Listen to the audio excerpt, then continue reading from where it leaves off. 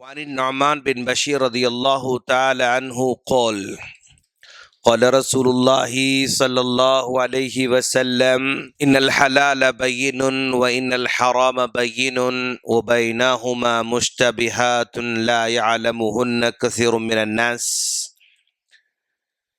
فمن اتقى الشبهات فقد استبرأ لدينه وعرضه رواہ البخاری و مسلم۔ یہ بخاری اور مسلم کی روایت ہے۔ اس حدیث کو بیان کرنے والے صحابی حضرت نعمان بن بشیر رضی اللہ تعالیٰ عنہ ہیں۔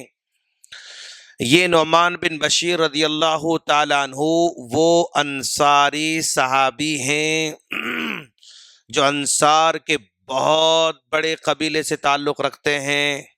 جیسے مدینے میں دو بڑے بڑے قبیلے تھے، ایک اوس تھا ایک خزرج تھا، تو آپ دو بڑے قبیلوں میں سے ایک قبیلہ خزرج قبیلے سے تعلق رکھنے والے تھے، اور آپ وہ خوش نصیب انسان ہیں جب اللہ کے رسول صلی اللہ علیہ وسلم مدینہ تشریف لائے، اور آج جب اسلام مدینے میں آیا تو اسلام مدینے میں آنے کے بعد سب سے پہلے پیدا ہونے والا بچہ یہی ہے، یعنی نعمان بن بشیر رضی اللہ تعالیٰ عنہ اسلامی زندگی کے سب سے پہلے بچے، یعنی خوش نصیب آپ لڑکے ہیں۔ اسلام مدینے میں آیا اور آپ پیدا ہوتے ہیں۔ نعمان بن بشیر رضی اللہ تعالیٰ عنہ اللہ کے رسول صلی اللہ علیہ وسلم کے ساتھ رہتے رہتے رہتے رہتے رہتے دین بہت ہی گہرائی سے حاصل کرتے ہیں۔ اللہ کے رسول صلی اللہ علیہ وسلم ہمیشہ آپ کو اپنے ساتھ ساتھ رکھتے ہیں، یہاں تک کہ اللہ کے رسول صلی اللہ علیہ وسلم کے انتقال کے بعد ابوبکر صدیق رضی اللہ تعالیٰ عنہ نے نعمان بن بشیر رضی اللہ تعالیٰ عنہ کو قاضی بنا دیا، اور آپ کے بعد عمر فاروق رضی اللہ تعالیٰ عنہ آئے تو عمر فاروق رضی اللہ تعالیٰ عنہ نے نعمان بن بشیر رضی اللہ عنہ کو قاضی بھی بنایا، گورنر بنا دیا۔ عثمان غنی رضی اللہ تعالیٰ عنہ آتے ہیں تو عثمان غنی رضی اللہ عنہ کے زمانے میں بہت زیادہ اختلافات تھے، اور جو ہے باقی حضرات بہت زیادہ تھے، تو ان کے درمیان مسلمانوں میں آپس میں اتحاد اتفاق کو قائم کرنے کے لیے عثمان غنی نے ان کو مقرر کیا اور کہا کہ دیکھو لوگ بہت اختلاف میں ہیں، آپ یہ کام کر سکتے ہیں، لہذا آپ نے ان کو وہ ذمہ داری دی۔ حضرت علی رضی اللہ عنہ کا زمانہ آیا تو اختلاف اور زیادہ بڑھ گئے۔ حضرت علی رضی اللہ عنہ خلیفہ بن جانے کے بعد ادھر معاویہ رضی اللہ تعالیٰ بہت اسٹرانگ گورنر ہیں، بہت طاقتور گورنر ہیں، تو انہوں نے ان سے کہا کہ بھی دیکھو آپ خلیفہ بن گئے، خلیفہ بننے کے بعد جن لوگوں نے عثمان غنی رضی اللہ عنہ کو شہید کیا تھا آپ ان کو جانتے ہیں، فلاں ہیں فلاں ہیں فلاں ہیں فلاں ہیں، یہ سب آپ جانتے ہیں، تو آپ ان تمام کو پکڑو اور ان کو بدلہ لے لو۔ تو یہ معاویہ رضی اللہ عنہ کا کہنا تھا۔ حضرت علی فرماتے تھے کہ بھئی ابھی ابھی میں خلیفہ بنا ہوں، ذرا مجھے طاقتور ہونے دو، اس کے بعد میں بدلہ لوں گا، یہ ان کا کہنا تھا۔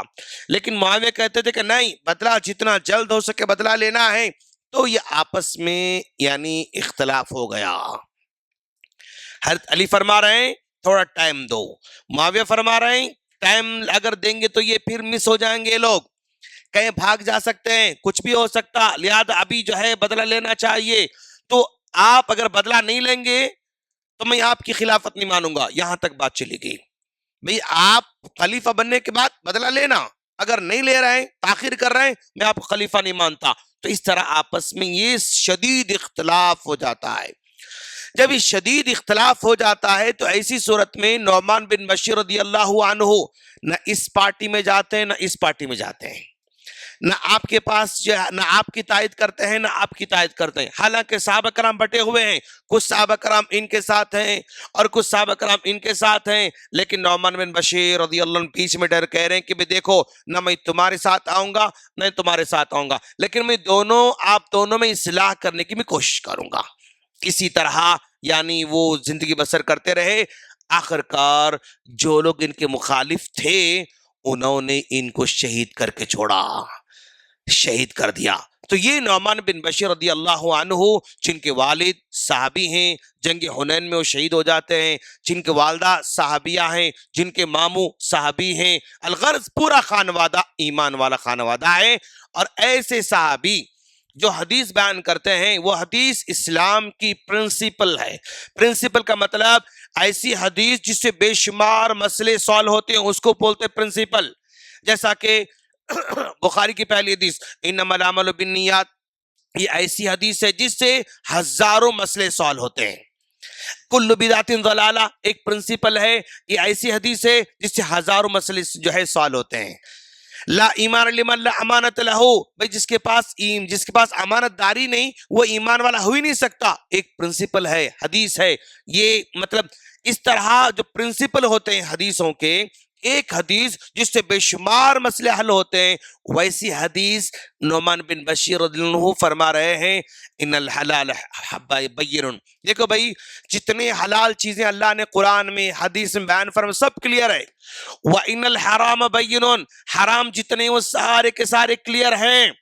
لیکن حلال اور حرام کے بیچ میں بہت ساری چیزیں ہیں جہاں پر ہم کو سمجھ میں نہیں آتا یہ حلال ہے یا حرام ہے. ڈاؤٹ آتا ہم کو، کلیئرٹی نہیں آتی ہم لوگوں کو. تو ایسی صورت میں حلال کیا ہے آپ کو وہ چیز حلال ہے کہ آپ کو سمجھ میں نہیں آ رہا، وہ چیز حرام ہے کہ آپ کو سمجھ میں نہیں آ رہا، کنفیوژن ہو گیا اب آپ کے پاس. تو ایسے کنفیوژن ہو جاتا ہے تو اللہ کے رسول نے پرنسپل بیان کیا کہ جس چیز میں آپ کو ڈاؤٹ ہو جاتا، کلیئرٹی نہیں کہ حلال ہے یا حرام ہے، اس صورت میں رک جانا، سٹاپ، رک جانا. اگر تم رک جاؤ گے تو فقط استبرأ الدین وعرضی، تو آپ نے اپنے دین کی حفاظت کر لی اور اپنے عزت کی حفاظت کر لی.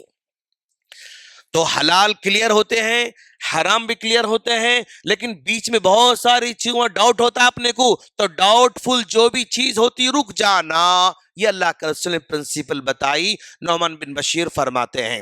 بھئی کچھ مثالیں اب ذرا دیکھو، آپ ہم سفر میں گئے، سفر میں جو ہے ایسے ہوٹل کو گئے جہاں ہوٹل میں جانے کے بعد اپنے کو بھائی سمجھ میں نہیں آ رہا یہ ہوٹل میں جو ہم چکن منگا رہے ہیں، جو مٹن منگا رہے ہیں، یہ اس کو ذبح کرنے والا مسلمان ہے نہیں ہے، اپنے کو شک آ رہا ہے، ڈاؤٹ آ رہا ہے کہ بھئی وہ آدمی ہوٹل والا کیا کسی کے ہاتھ سے ذبح کر کے منگا سکتا، نہیں منگا سکتا، اپنے کو شک ہو رہا ہے. تو کیا ہوتا اب حلال بھی کلیئر، حرام بھی کلیئر، لیکن ہم جس ہوٹل میں گئے ہوئے ہیں اس کا جو چکن ہے، جو اس کا مٹن ہے، وہ مسلمان کا ذبح کیا ہوا ہے نہیں، اپنے کو سمجھ میں نہیں آ رہا، ڈاؤٹ آ گیا. تو یہ حدیث کہتی کہ استبرأ لدین وعرضی، رک جاؤ. ڈاؤٹ آ گیا یہاں پر، وہاں سے رک جانا. تو یہ اگر بچ جاتا ہے تو انسان اپنے دین کی حفاظت کر لیتا ہے.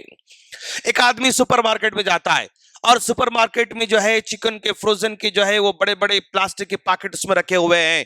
اب یہ سوچتا ہے کہ بھئی یہ پیکٹ جس کمپنی نے بنایا ہے، اب وہ کمپنی ذبح کر کے بسم اللہ بول کے ذبح کر کے مطلب یہ پیک کی ہوگی یا مشین میں بس یہاں لٹکاتے لٹکاتے لٹکاتے گئے، بس وہ ایسے مشین میں گھوم رہی ہے اور وہ جو ہے گردن کٹتے جا رہی ہے.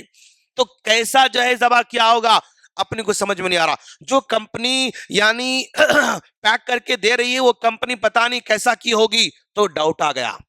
ڈاؤٹ آنے کے بعد یہ حدیث ہمیں سپورٹ کر رہی ہے کہ دیکھو حلال ہے تو کلیئر اس پہ لگا ہوا رہتا ہے، اس پر لیبل لگا ہوا رہتا ہے حلال ہے بول کے ذبح کیا ہوا، سمجھے آپ. تو اپنے کو سمجھ میں نہیں آ رہا تو رک جانا، رک جانا یہ اپنے دین کی حفاظت کرنے کی علامت ہے.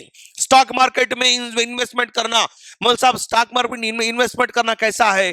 بھئی جس میں آپ انویسٹمنٹ کر رہے ہیں اگر آپ کے پاس کلیئر ہے کہ جس کمپنی میں ہم انویسٹمنٹ کر رہے ہیں کہ وہ ساری کی ساری حلال طریقے چل رہے ہیں، اوکے آپ کر سکتے ہیں آپ. لیکن آپ کو نہیں معلوم کہ بھئی اس میں کتنا سود ہے، کتنا غیر سود ہے، اس میں کیا مطلب سامان لیا جا رہا ہے، کیا بیچا جا رہا ہے، بیچ رہے نہیں بیچ رہے، کیا اپنے کو سمجھ میں نہیں آ رہا، آپ کو رک جانا. آپ کو کیوں ڈاؤٹ میں آ گیا آپ. جب ڈاؤٹ میں آ جاتے ہیں آپ تو وہاں پر رک جانا پڑتا. تو یعنی ہمارے زندگی میں بے شمار چیزیں آتی ہیں جہاں پر ہمیں کلیئرٹی نہیں ملتی ہے تو یہ حدیث ہمیں گائیڈ کرتی ہے کہ رک جاؤ. جیسا کہ آسان مثال اگر میں یوں سمجھاؤں کہ بھئی میرے گھر میں 2 شیشیاں رکھی ہوئی ہیں 2 شیشیاں رکھی ہوئی اور شیشی پر کوئی لیبل نہیں ہے اور شیشی میں جو ہے جو دوا ہے وہ برابر سیم ہے اس میں ایک شیشی کیمیکل کی ہے اور ایک شیشی دوا کی ہے، بٹ مجھے سمجھ میں نہیں آ رہا کہ کیمیکل کی کون سی شیشی ہے، دوا کی کون سی شیشی ہے. تو میں کیا کرتا ہوں، چھوڑ دیتا ہوں یا کوئی بھی لے کے پی لیتا ہوں. میں عقل مند کے آدمی کیا کرتا، بھئی کیمیکل کی کون سی ہے، دوا کون، سمجھ میں نہیں آ رہا، رک جاؤ، چھوڑ دو اس کو. جس جو دوا کی واقعی ہے وہ شیشی لے کر یوز کریں گے، کیمیکل ہے، دوا ہے، مجھے کنفرم نہیں، تو ایسی صورت میں وہ شیشی کا ڈھکن کھول کے میں نہیں پیتا ہوں، رک جاتا ہوں. بالکل ویسے ہی ہے، دو شیشیاں ہیں، ایک شیشی میں زہر ہے، ایک شیشی میں دوا ہے، اور دونوں کے دونوں سیم ہیں، کوئی لیبل نہیں، کوئی اس کے اوپر جو ہے نام نہیں. اب مجھے سمجھ میں نہیں آیا کہ زہر کون سا ہے، دوا کون سا ہے. ایسی صورت میں عقل مند آدمی کیا کرتا، رک جاتا. کیوں؟ اگر غلطی سے اگر آپ زہر پی لیے تو جان کھو دینا پڑتا.